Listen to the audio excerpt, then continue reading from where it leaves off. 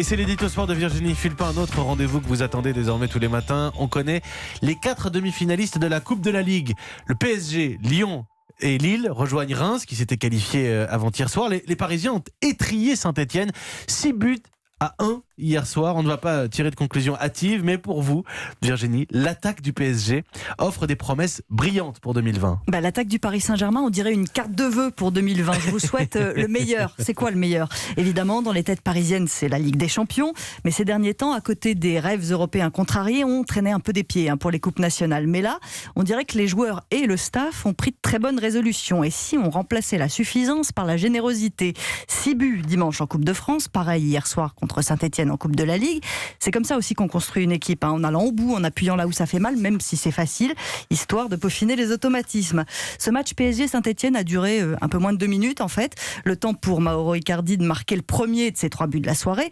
L'Argentin est arrivé cet été, il en est déjà à 17 buts avec le PSG sur 24 tirs cadrés. Bizarrement, plus personne ne se demande si sa femme est une sorcière maintenant, sûrement une bonne résolution de bienveillance. Et puis tous les autres s'y sont mis, Neymar, Di Maria pour provoquer un but des Verts contre leur camp, et Kylian Mbappé. L'impression dégagée, c'est que cette attaque marche sur l'eau. Et même pas chacun dans son coin comme souvent, mais ensemble. Alors j'entends déjà les bémols, forcément, c'est facile. Avec Saint-Etienne qui a joué à 10 les 2 tiers du match.